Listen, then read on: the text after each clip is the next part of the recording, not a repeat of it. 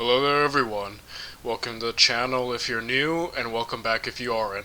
My name is EDJ, and this is kind of a little bit of a sad moment because we're kind of at the end of our Dovahadi Unbiased History series. This is it. There's no more after this because of YouTube, and apparently a group would be offended if he continued.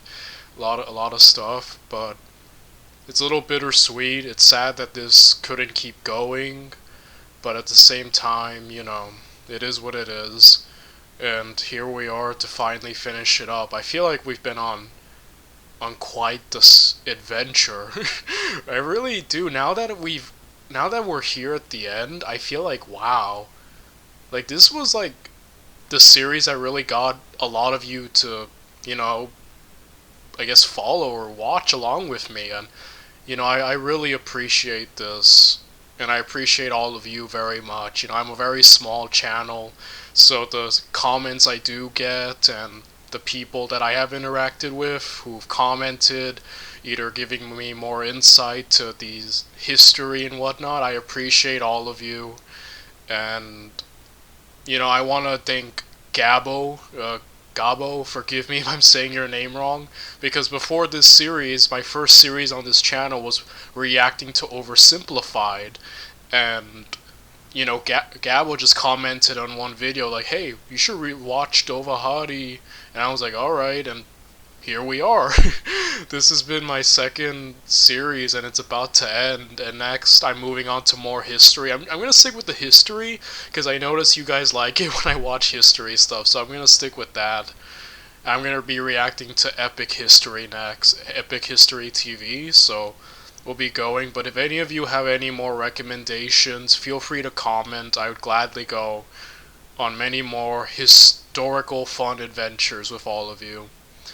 But it's not done yet. We need to watch now the final battle, the final war approaches. And yes, this is the Byzantine Sassanid war.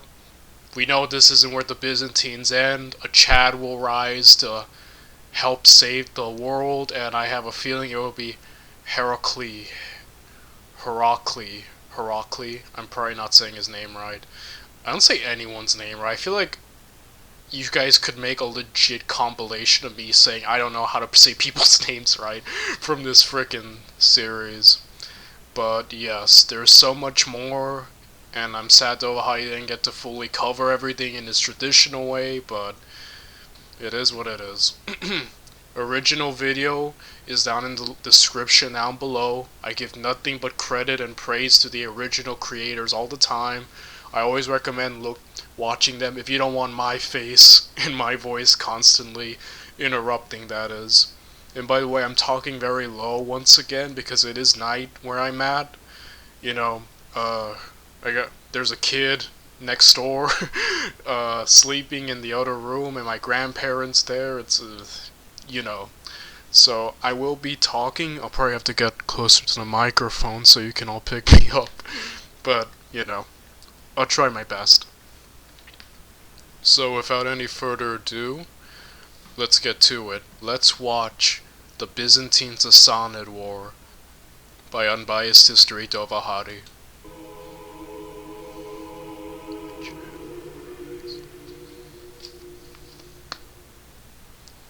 To refuse to go, to rage against the dying of the light. Such was the reality true Romans of the era lived by, among them especially the Heraclii.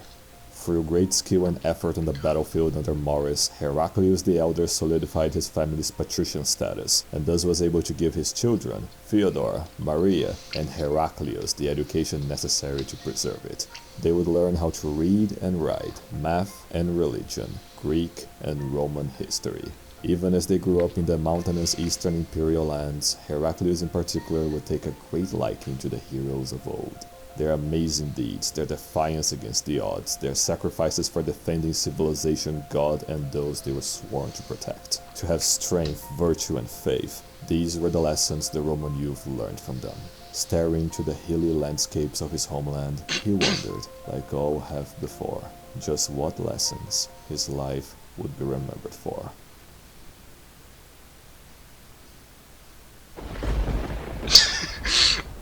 It's like that in real life too. It feels like that.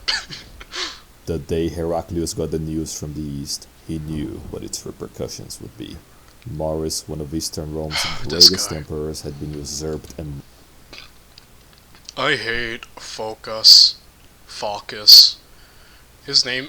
I try to be careful with his name because it sounds like I'm about to drop an F bomb any minute now. But dude, this guy sucks. Like, I'm surprised Heraclius managed to get away unscathed, but this dude sucks.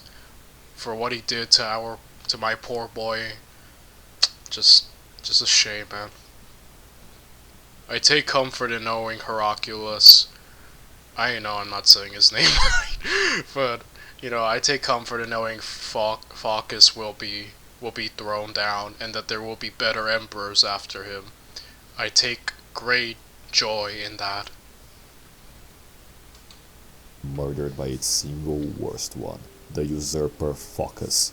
Patrician or pleb, friend or ally, all agreed Phocas was an incompetent, cruel, ugly as all hell dumb tyrant. He didn't Agreed. know anything about administration and refused to learn it, killed and purged everyone he was slightly suspicious of, and when Germanus and Constantine plotted to use the greens and the blues to overthrow him, he found out and imprisoned them both.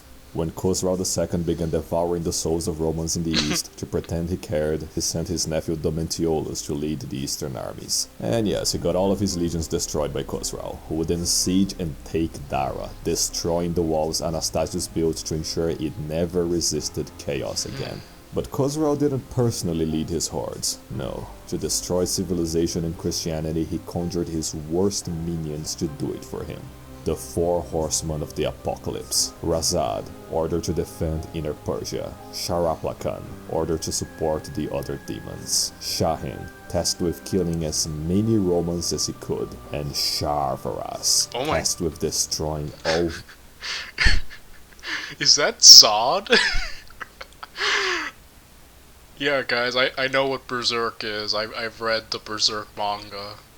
And. Are you telling me the Byzantines fought Zod? Holy crap. They're tougher than I thought. Vestiges of Christianity.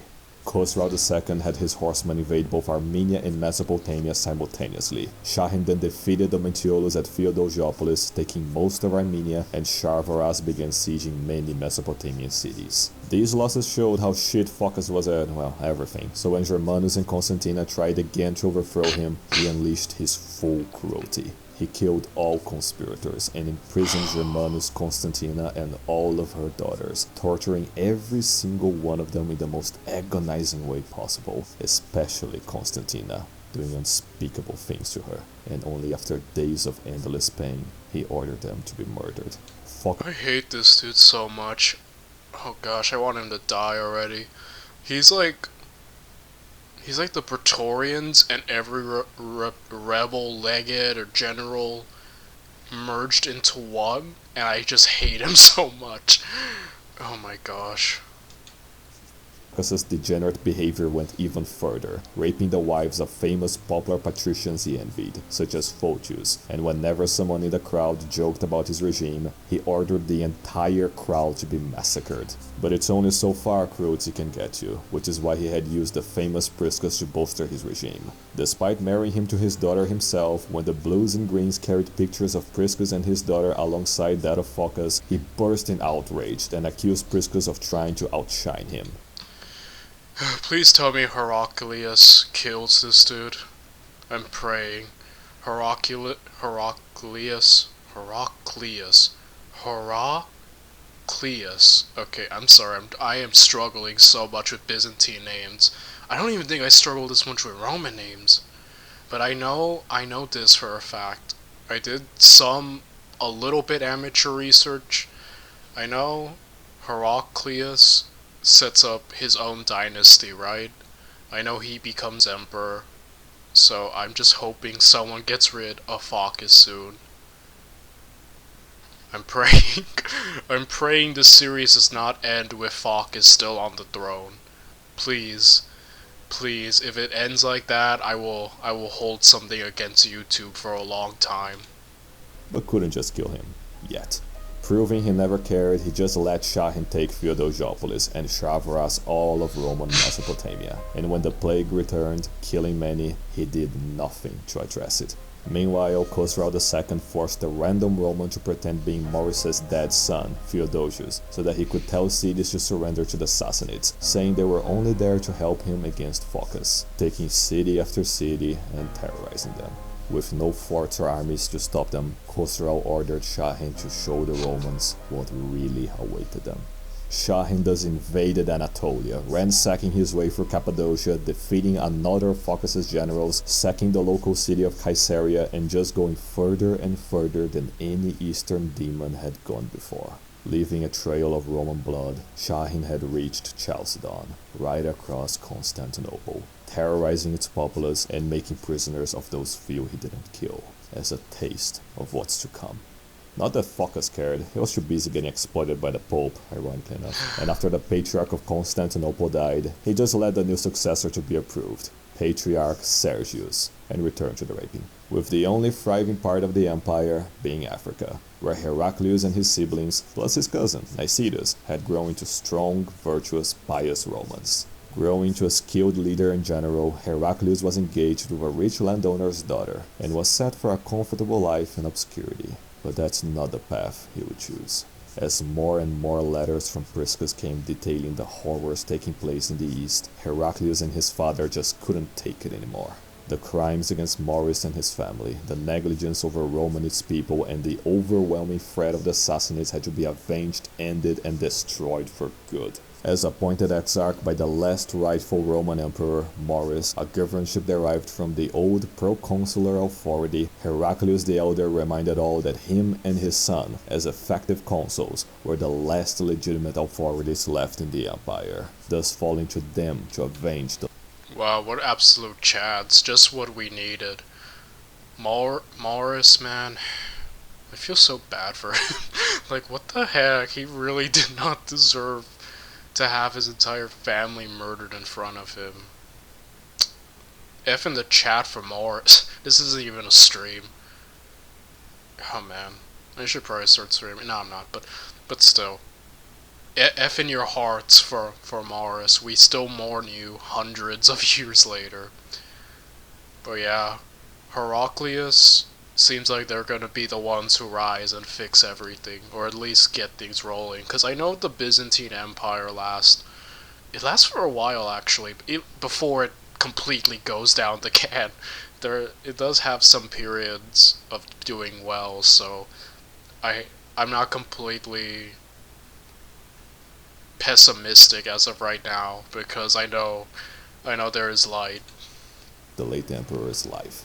In open rebellion against Phocas, Heraclius sent Nicetas to sail to Egypt, where with local support he took Alexandria and most of Egypt, cutting the grain supply to Phocas' regime. Instead of abdicating, or defending what was left of the Roman East, Phocas sent the entire Syrian army to go fight Heraclius' Oh my forces. gosh. For the crime of not wanting to be ruled by a cruel retard, Phocas' generals slaughtered an entire Egyptian city and attacked Alexandria twice, failing twice, and retreating to Constantinople. With the empire crumbling, its major cities began falling into their own civil wars over which side to support. The blues and greens fought each other, the economy began collapsing, the plague continued to spread, and now the Slavs were invading the Balkans again. Among the many suffering were the Jews in the empire, having never quite recovered after what a certain sinful emperor did to them.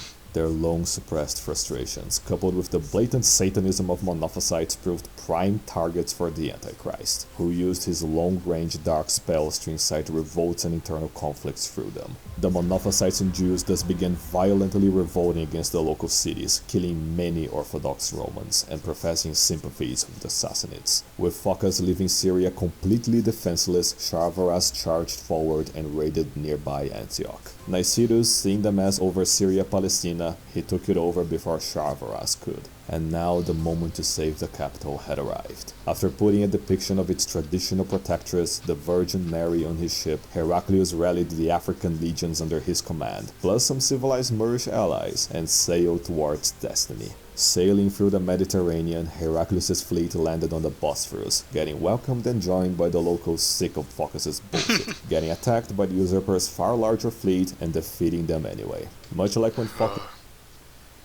Phocas. I've mentioned several times already that, like, yeah, a lot of the issues with Rome is simply them fighting each other and being very self-sabotaging and self-destructive. And Phocas perfectly emulates those statements. He just seemed more worried about fighting his own people than fighting the Sassanids. Like, what an idiot. revolted against Maurice. When Heraclius suddenly showed up near the capital, Phocas hadn't had enough time to man the Theodosian walls, leaving him defenseless. Monitoring the situation, Khosrau II couldn't allow the useful idiot to lose. So using the same Eastern satanic magic, he tried to get a hold of Priscus, but fighting it off, all it did was make him really sick, and unable to do anything during these events. With Heraclius' men entering Constantinople, Phocas demanded the leaderless executors to defend him, and go kill Heraclius. You're telling me one man did this. The only thing you know is he's a beekeeper. A beekeeper, a beekeeper?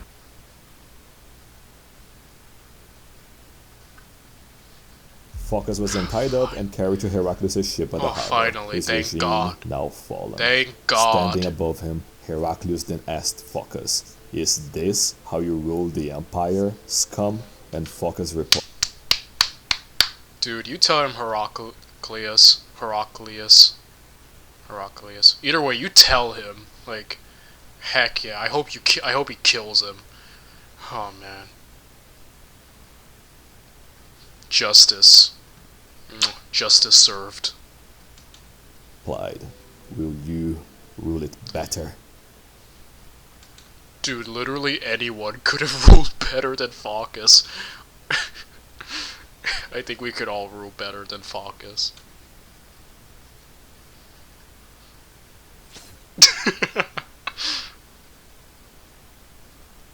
Heraclius then chopped Phocas' cock and balls off for raping Phocas' wife, then his right arm for Commentiolus, his left arm for Constantina and her children, his right leg for Germanus, his left leg for Narses, and then his head for the rightful Emperor Maurice and the Roman people. Phocas' dismembered torso was then thrown to the plebs to incinerate, alongside Domitiolus and the others, who were lynched to death by the crowds. Alright, I am appeased. That's really what I wanted most from this episode. And there's still so much more time left. Patriarch Sergius getting along very well with Heraclius. Having saved the empire from its worst emperor, Sergius acclaimed Heraclius as the rightful emperor, and married him to Fabia, now Empress Eudokia, getting the approval of both the Senate and the people of the Romans. And when the increasingly frail Heraclius the Elder got the news of his son's success, he finally allowed himself to die of happiness. Now in charge, Heraclius sent Nicetus to take charge in Syria, and muster some troops there. However, the remaining army in Anatolia was led by that other Commentiolus, Phocas' brother, who then ordered his legions to march west and kill Heraclius, getting killed himself by his officers, and replaced with the still recovering Priscus. Heraclius then told Khosrau II that Phocas had been killed, and so any pretext of vengeance was now void, but all he did was allow him to drop the act, and just engage in a full-on war of conquest and destruction.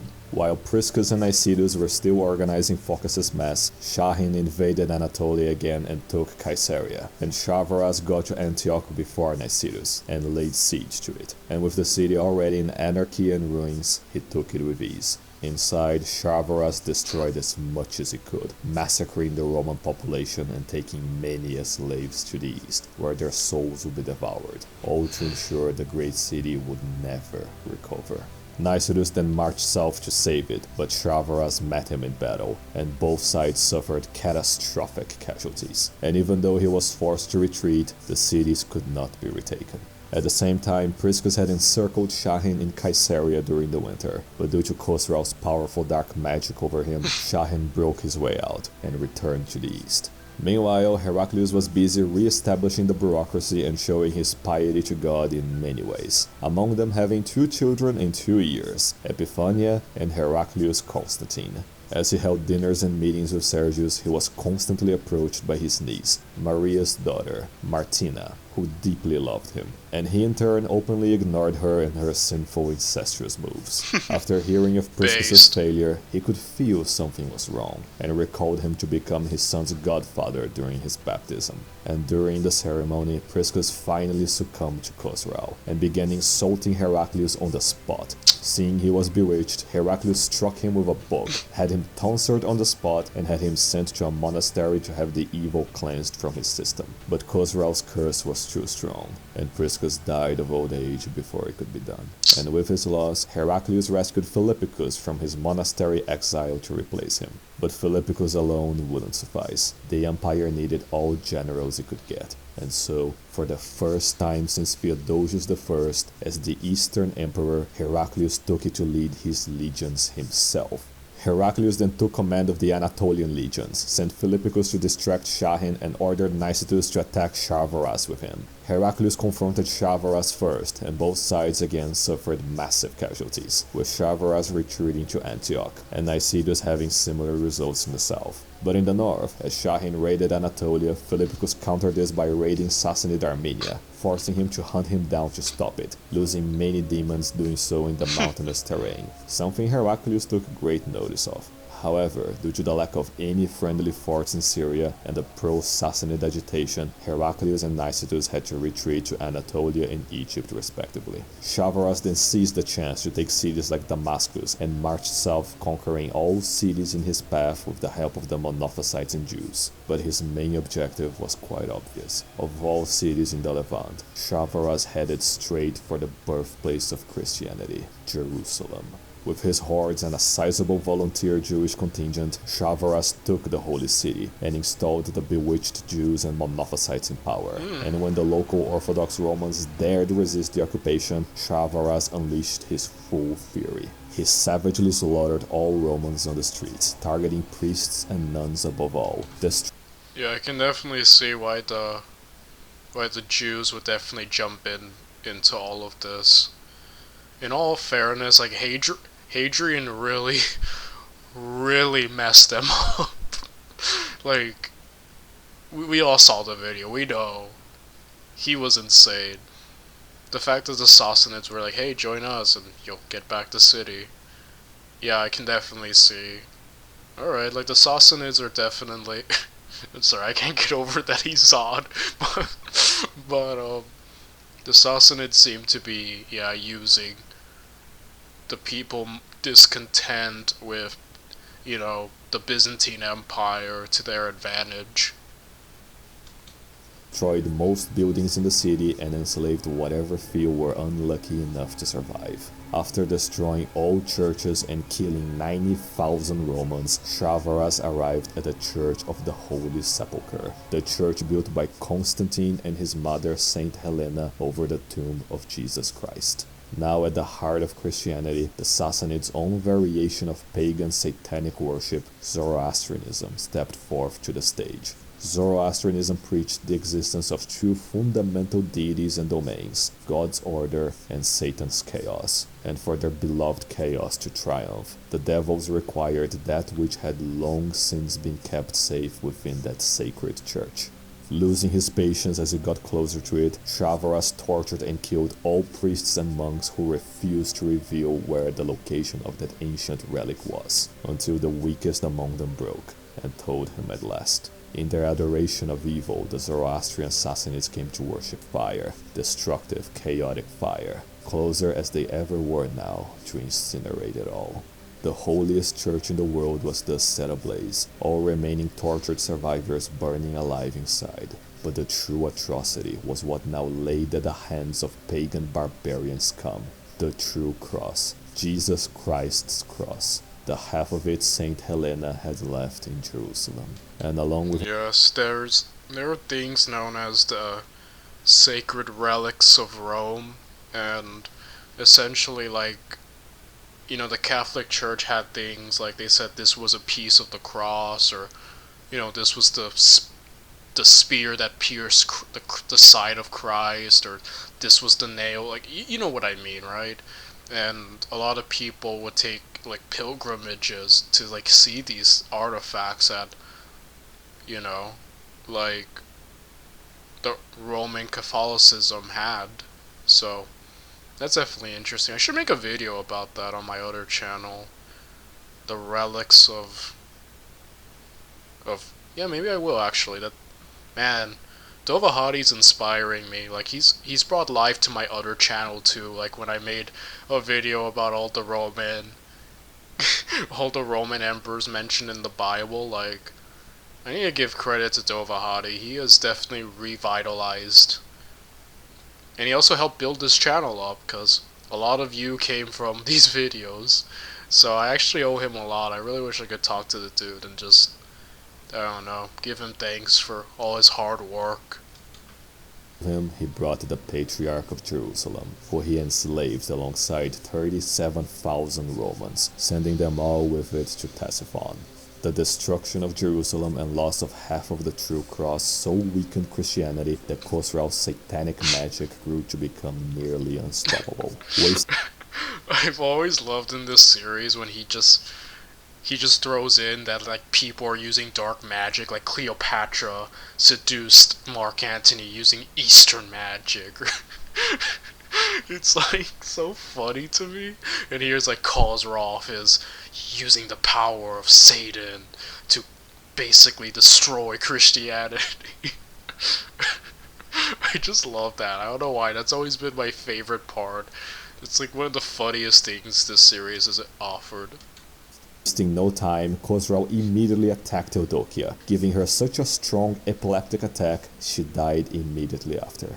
During his moment of weakness and sorrow, Heraclius was next in Khosrau's attack, and tried forcing him to renounce Jesus Christ as his Lord and Savior. But Heraclius, after a long struggle, refused to give in, and emerged from the attempt as pious as ever.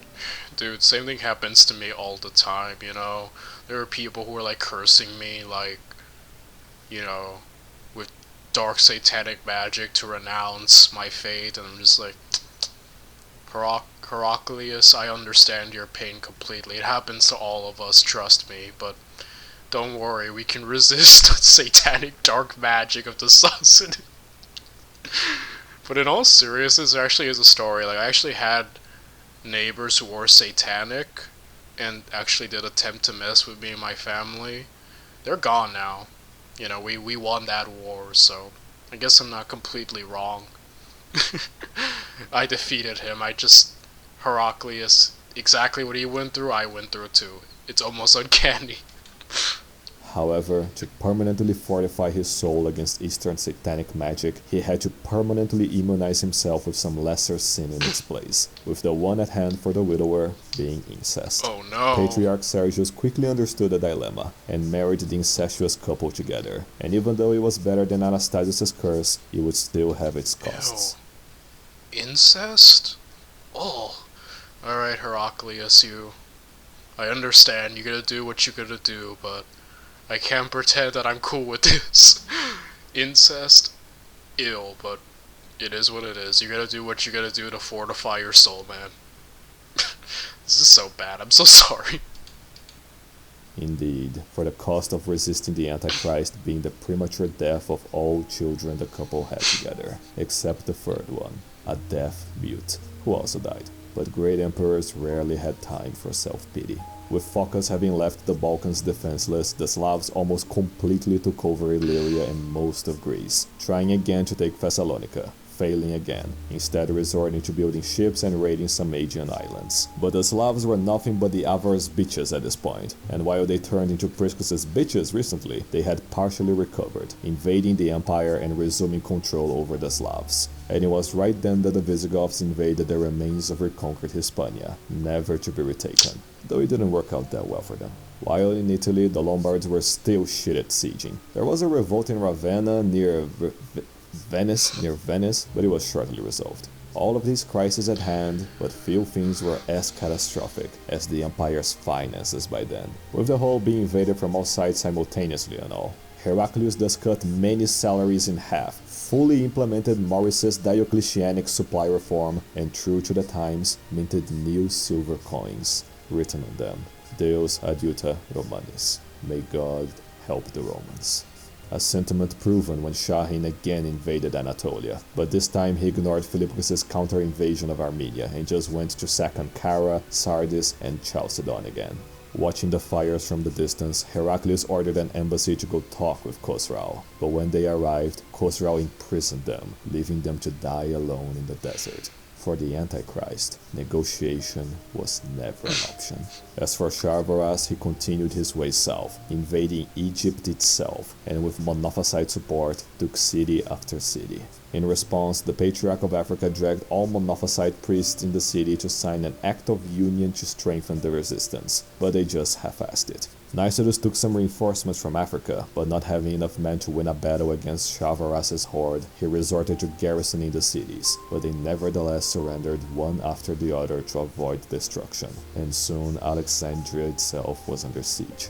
And they would have resisted were it not for a disgruntled, treacherous pleb, who showed Sharvaras an abandoned waterway that led straight into the city, which he used to infiltrate Alexandria and started killing indiscriminately. Nicetus fled before he could fall, but it didn't change the fact that the Sassanids now had completely taken over Egypt, placed an exclusively Monophysite leadership in power, and cut all grain shipments to the entire empire, which now had been reduced between a scrap of Thrace and the Taurus Mountains. With the fall of Egypt completely assured of victory, Khosrau sent a letter to Heraclius demanding his submission, calling him his vile slave, boasting of the many cities he destroyed and people he killed. But worst of all, he threatened to completely destroy Constantinople, and dared mock Jesus Christ for being unable to escape crucifixion, saying Heraclius would equally fail to escape his fate. Words couldn't describe the despair the Romans were under. The east had fallen to the Sassanids, the west to the Slavs and Avars, Italy and Spain to even more barbarians. Most legions were lost, the holy city had been destroyed by heathens, the grain from Egypt cut off, with the economy in shambles, not a single copper left on the treasury, and Khosrau preparing for a final assault at Constantinople. And at the face of certain defeat, Heraclius refused this fate and vowed that the Roman Empire would not fall. With the resolve of ancient heroes, Yeah, it's that old Roman resolve, like, the Byzantines were like the last, I think. Well, obviously it makes sense, they are Romans, but, you know, they're the last with that old Roman tenacity, the one that allowed them to continue fighting in the first Punic Wars, when the first two actually, well, there were only two, but you know what I mean, the Punic Wars, when Hannibal demolished them, they kept resolving. When, you know, when they kept losing their navy, when they're fighting the people of Carthage, they just kept rebuilding it.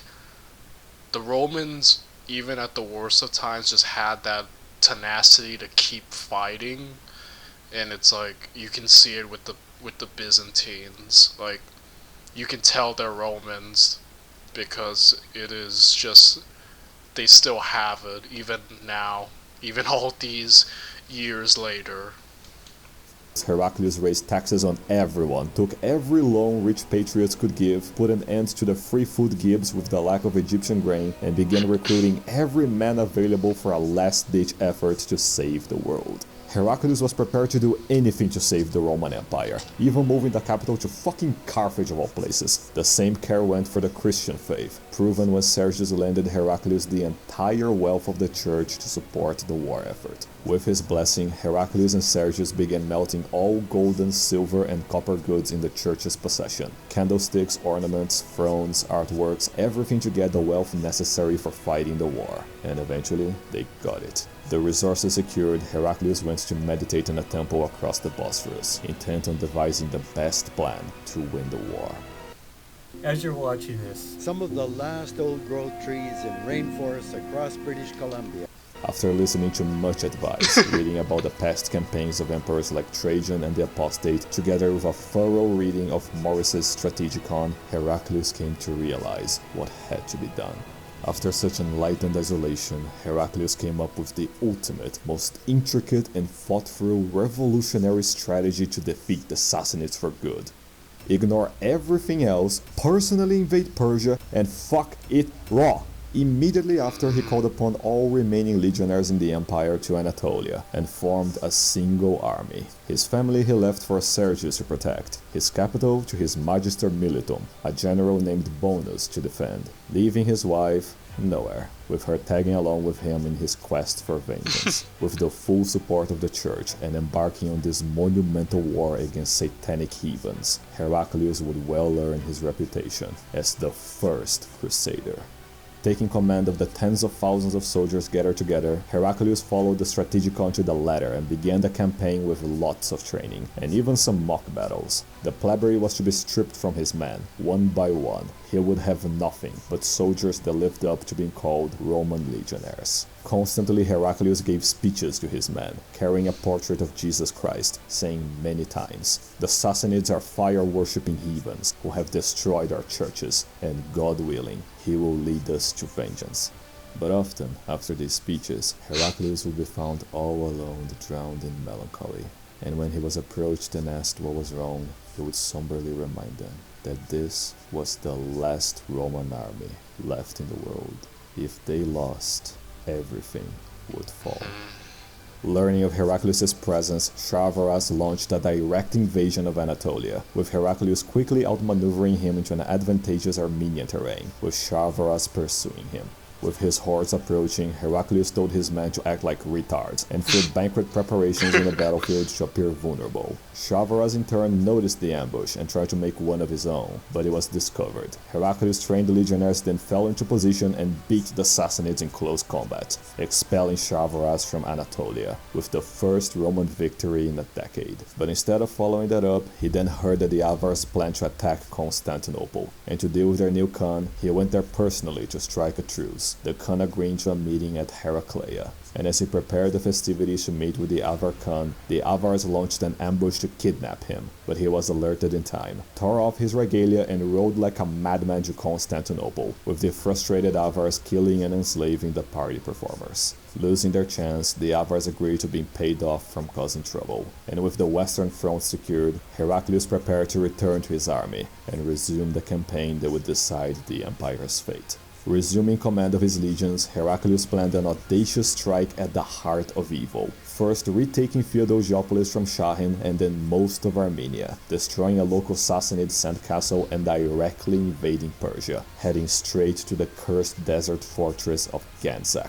Defending it was none other than Khosrau. But when Heraclius arrived before the city, not only did his scouts beat the Sassanid scouts, but he managed to order an attack that killed many of Khosrau's bodyguards, making him flee before he could be captured, leading to the dispersal and destruction of his horde. Entering Ganzak, Heraclius confirmed why Khosrau had bothered to defend it himself, for it housed the unholiest Zoroastrian fire temple in his dark domains, the satanic pagan shrine of Adar Gushnasp.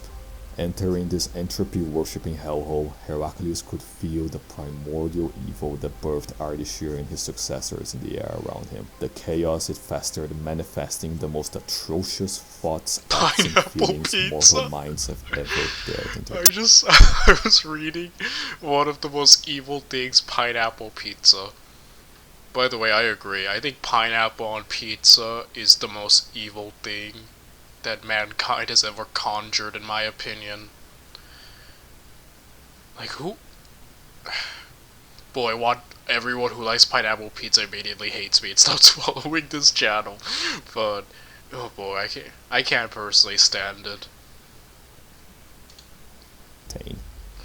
Channeling this evil to Heraclius' disgust, now being a demonic statue of Khosrau II, depicting him as an abhorrent deity that would one day rule the entire universe as its dark lord. But no more. the evil that sustained the Sassanid tyrants gone with the complete destruction of the shrine, with Heraclius also destroying the birthplace of the demon Zarathustra to completely avenge Jerusalem. Purposefully invading through the eastern mountains, Heraclius rendered the Sassanid numerical and cavalry advantage null and void, even more so after recruiting some Christian mercenaries from the Sassanid-dominated Caucasian lands. Incredible how well this works when you're immune from Eastern magic. Martina would keep giving birth to ill-fated products of incest, but that wasn't the only of Heraclius' pains.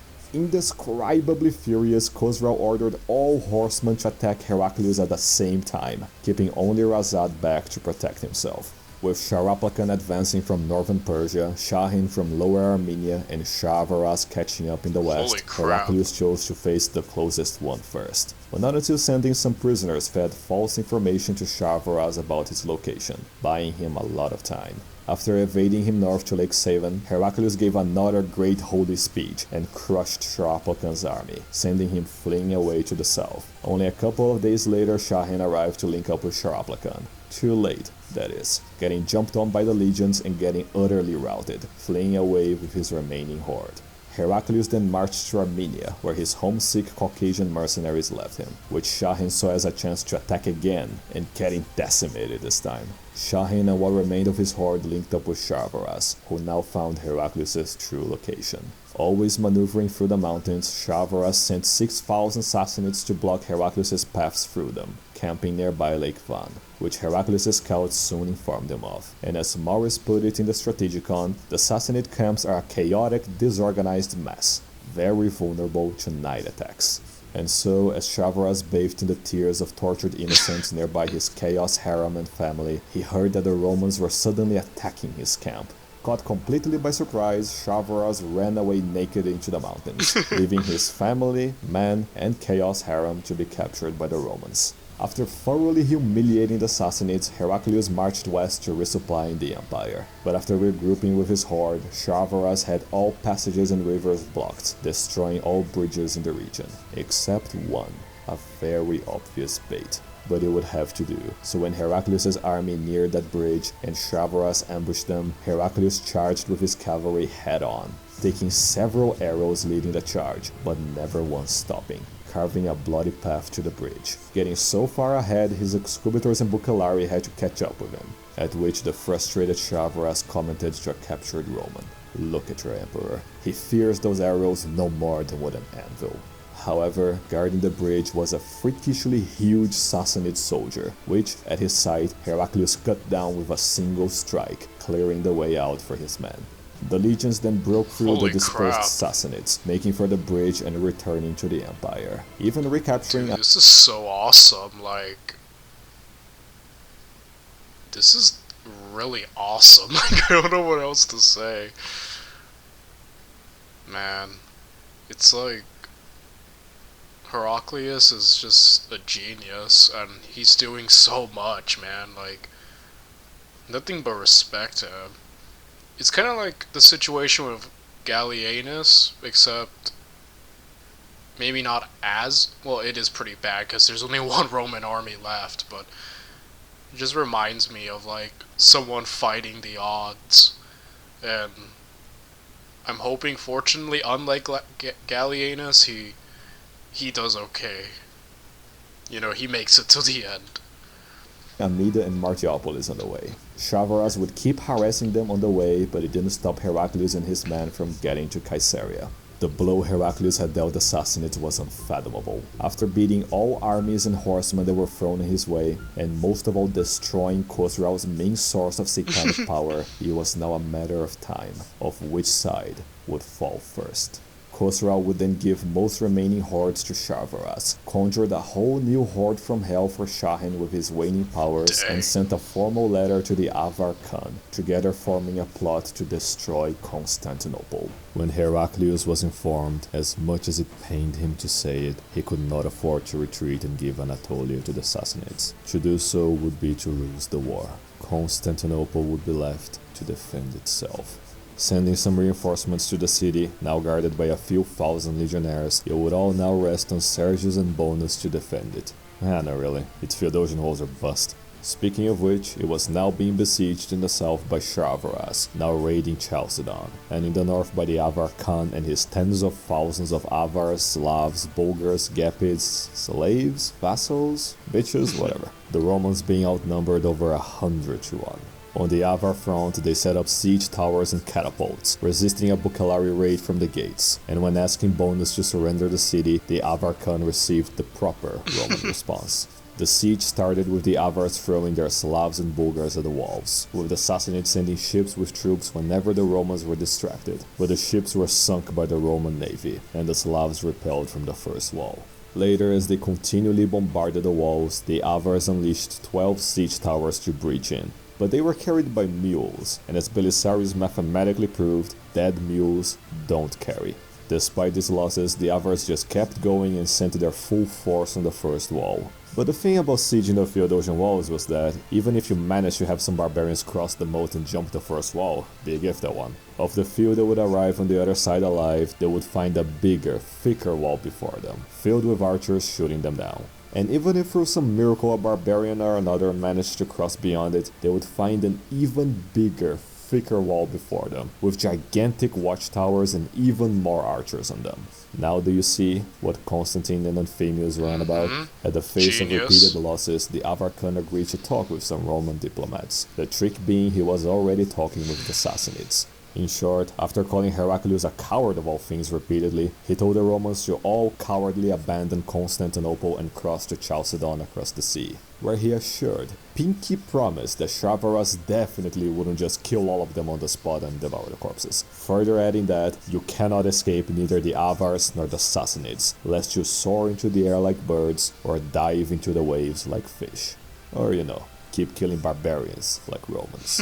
For no amount of Avar threats could face the morale Patriarch Sergius had built up among the troops. Why, with him parading a depiction of the Virgin Mary on the walls 24/7 and going on repeated theological rants against the pagan barbarians. And indeed, every so often at night, when the Avar Khan and his soldiers would look at the Theodosian walls, they would see a strange woman all by herself and get deeply disturbed. To finally breach the city, the Avar Khan coordinated with Sharvaras to use the Slavs' boats to ferry the Sassanids to the weaker harbor walls, and enter the city while they were distracted with another massive frontal assault. But Bonus caught some of the Sassanid envoys on their way back, learning everything about the plan, including that the Slavs would be waiting for fire signals of where to land. So Bonus then lit up some fires near the Golden Horn, let the Slavs land, and killed all of them.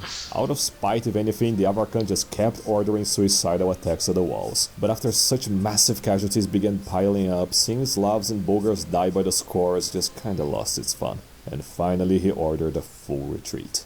As they walked away from the city, Fyodor approached the Khan to officialize their defeat and ensure peace. But the Avar Khan had none of it, and assured Fyodor that he would return. He never returned. Same for Sharvaras, who lifted his own side of the siege and retreated east, proving once again the genius of Saint Constantine. Awaiting updates from the west, once he heard the siege was repelled, Heraclius thanked the Virgin Mary, put Fyodor in charge of the army, and took a small detachment with him to the Caucasus, and started the end of the war. Leaving for the Caucasus in his special mission, Shahin saw the chance to attack the legions while he was away, and, to put it mildly, he got annihilated by Fyodor. The complete and utter slaughter of his 50,000 strong Sassanid horde so humiliated Shahin that he either killed himself or died of depression, unable as he was to face the wrath of Khosrau. As for Heraclius' northern venture, it was to contact the Khazars, now raiding the distracted Sassanids. To get the barbarian chief to serve Rome, beyond the obvious Christian magic, Heraclius also gave the Khan several expensive gifts, gave him a free pass to loot Persia into oblivion, and promised his daughter Epiphania's hand in marriage, resulting in him pledging his hordes to the emperor, though in a weird way. Now united on the battlefield, Heraclius' first target was to liberate the Christian Caucasus from Sassanid tyranny by taking Tbilisi, making Khosrau send Sharapla Khan with reinforcements to defend it. Defend it against Traction trebuchets, that is. He failed, to no one's shock, and though the Khan's life would be lost in the siege, the Khazars eventually breached in and beat Sharapla Khan. And just like that, the tides of war had shifted. To Heraclius that was all too clear, which is why he had left the Khazars to finish the siege, taking some of them with his legion south, crushing a local Sassanid horde, and invading Mesopotamia yet again. Meanwhile, suffering from his ever weaker state, Khosrau grew ever madder and crueler, dead set on perpetual war. When he heard of Shahin's defeat and death, he ordered his body transported back to Ctesiphon, where he whipped it himself into unrecognizability for his failure. And when Sharaplakan was defeated, he got even madder, so mad that when he learned of Sharvaras's failure to destroy Constantinople, he sent a letter ordering for his officers to kill him, which the Romans intercepted on the way, and gave it to Sharvaras instead. And due to Khosrau's ever weaker grasp on his minions, the indignation made Sharvaras break from his command, and act on his own accord. Telling his horde Khosrau also wished to execute hundreds of officers as well, they revolted against him under Sharvaras, depriving Khosrau of his best general. Revolt meaning he marched to Antioch and refused to follow Khosrau's orders anymore. And now, despite 3 decades of war, so many years of fierce campaign, and the advent of winter, even with most of the Khazars leaving for their homeland, Heraclius and the last 25,000 legionnaires in the world marched on to take Khosrau. Having run out of options, Khosrau chose to play his last card, summoning his last horseman, Razad, to the battlefield, giving him the last remains of the hordes he still had and forming one last massive horde to once and for all defeat Heraclius and kill the last of the Romans, with him evading his approach until nearing the ancient ruins of Nineveh. Standing nearby the ruined capital of a long-gone, quote-unquote, civilization, Heraclius chose its plains to prove that where others might fall, Romans would stand victorious. However, fearing the outcome of the battle, Razad and some of his men came to Heraclius the day before it, challenging him to one-on-one combat to decide the victor.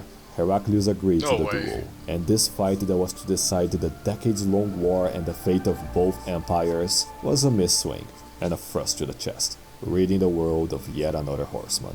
2 of his furious subordinates then surprise attacked Heraclius, cutting his mouth, a transgression which cost them dearly. Those too scared to attack him fled the scene, ignoring the duel's terms and set on starting the battle anyway. The Sassanids then split off into 3 separate hordes to attack the Romans, and having learned some tricks from the barbarian nomads, Heraclius ordered a feigned retreat through the plains, only to then suddenly turn back and charge straight at the Sassanids. The culmination of the war coming down to a foggy, misty morning, diminishing the power of the Sassanid arrows and cavalry, and thus making it all depend on each soldier's resolve and unit cohesion. It all coming down to discipline, the Romans beat the barbarians in battle, sending the survivors fleeing away, destroying the last army Khosrau had. This great victory achieved, Heraclius celebrated Christmas with his legions in his camp, conducted a raid on one of Khosrau's palaces, recovering several long-lost eagle standards, and organized his troops for one more mission. With the defeat at Nineveh, the chaos in Ctesiphon, and an outbreak of plague, Khosrau's madness only magnified, demanding all demon men, women, and children to prepare and die for his glory. It was at the peak of Khosrau's madness he received a final ultimatum from Heraclius, saying, "Let us pursue peace, let us quench the fire, before it burns down everything." He flat out refused. To burn down everything? Why, that's all Khosrau ever wanted. Meanwhile, near Ctesiphon, as prisoners awaited to have their souls devoured, their enslavement camps were one day suddenly thrown in complete disarray. In but a flash of a moment, all Sassanid guards began falling dead, and for those that would look attentively, they would find their emperor standing right in front of them, having freed the Patriarch of Jerusalem, and all of them as well. After freeing the Roman captives, Heraclius found that Khosrau, in his madness, destroyed all bridges leading to Ctesiphon, forcing him to move north and re-strategize. With the constant defeats and weakening grasp over his minions, Khosrau distrusted them more and more, ordering the imprisonment of his least loyal son, Shariel, and ordering all to fight until every last demon was slain. But sad lowly demons, even them ever freer from Khosrau's command, turned their backs on him, with the great demonic Sassanid houses, led by Sharvaraz's own, forming a conspiracy against him. After murdering all of his sons, the Sassanids shot Khosrau into the ground with arrows, who, after getting so weakened, just bled to death on the floor and vanished from the mortal plane, resulting in the rise of the only surviving son, Shuriel, to power, now acclaimed as Kavad II.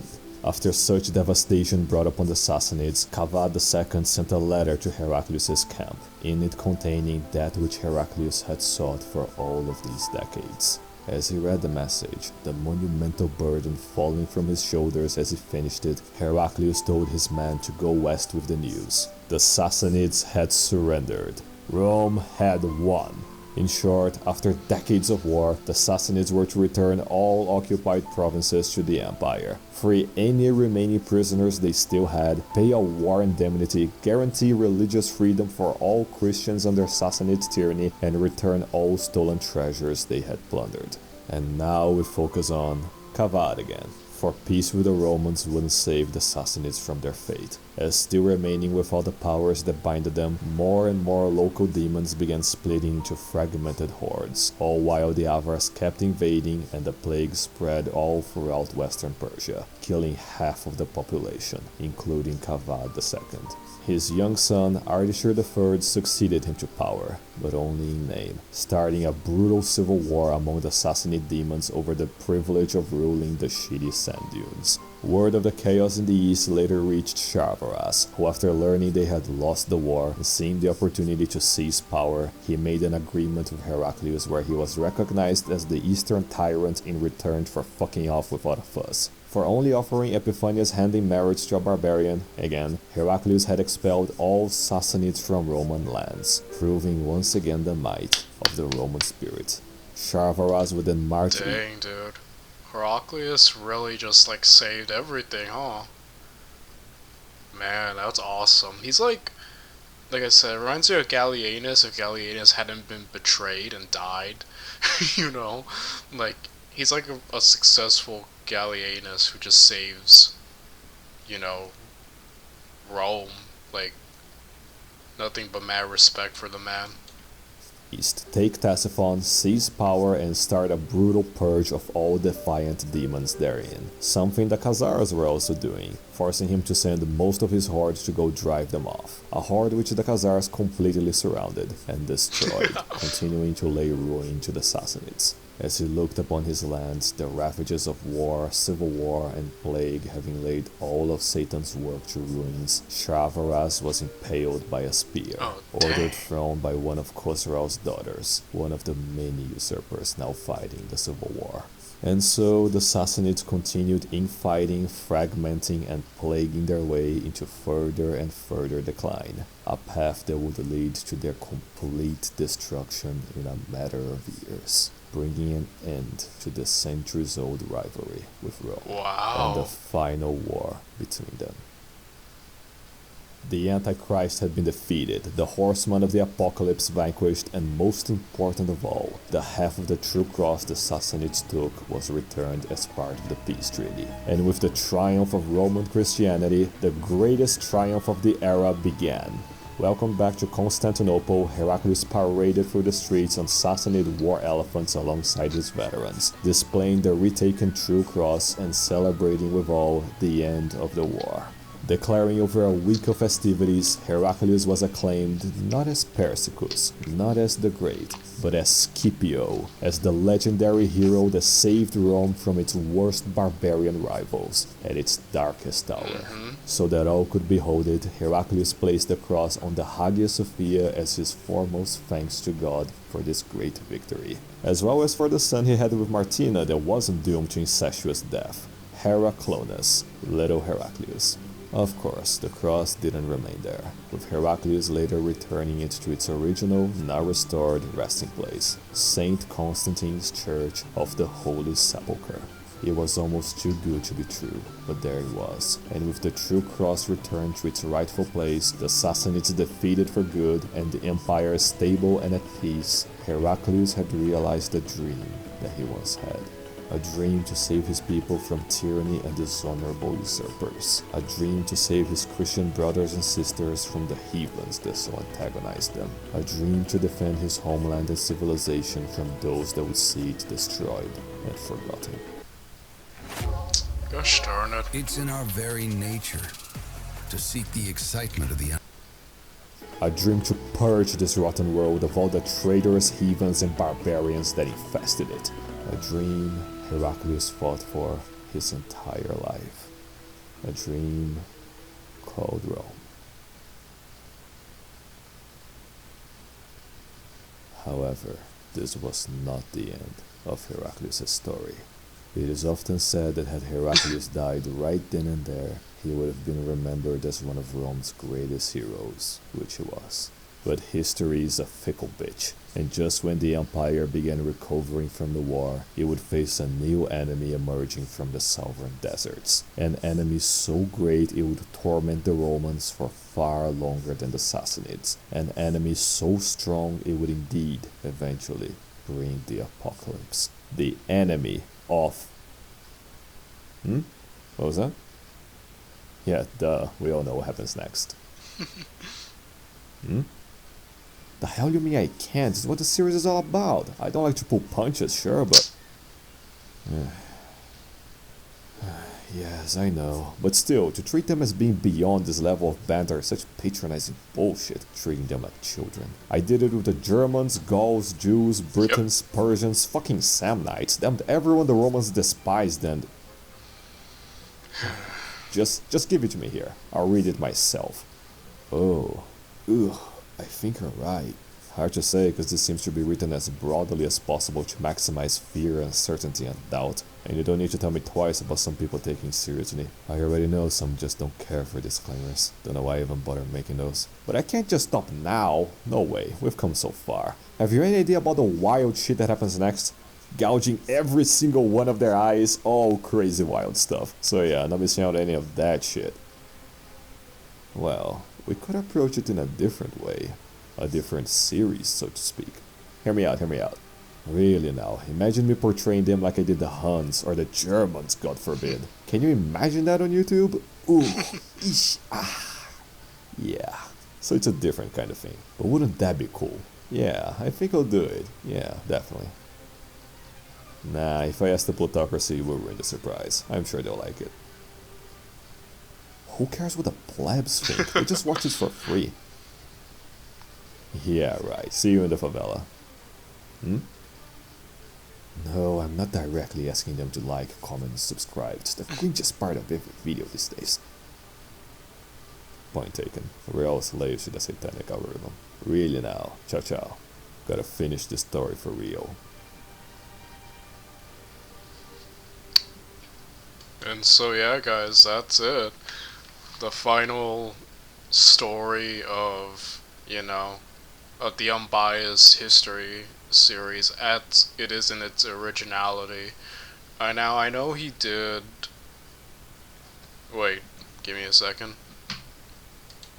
So yeah, he did the Byzantine... This is how he chose to finish the series, in that he couldn't do it in his traditional way, so he chose this to finish the narrative. He broke it down. Yeah, it goes from here all the way to... Wait, gosh darn it. Okay. Yeah, all the way to the final dynasty. So, yeah, definitely. You want me to look at that? I can, though. Obviously I would have to break it into parts, but if you want, sure. If not, then this is kind of it for the most part, guys. I had a lot of fun with Dovahadi. I've enjoyed this series. So many people came to my channel and have commented and liked all came from Dovahadi, so I can't ever express how I appreciate this series, and I've had, just enjoying it, and I will basically be continuing with history. I guess I was planning next on Epic History TV, probably covering his World War One. He has an Alexander the Great series. I was thinking of jumping straight to that. We could look at some Alexander the Great, but there's more history content to come. And yeah, guys, I'll just be continuing work until I basically have consumed every history video on YouTube. I rather as well. And I guess, yeah, this has been real fun, guys. I've enjoyed this immensely, and I hope you enjoyed my reactions, my commentary, my thoughts. I hope you enjoyed. This has been great, and thank you all. I'll see you all next time. Bye, everyone.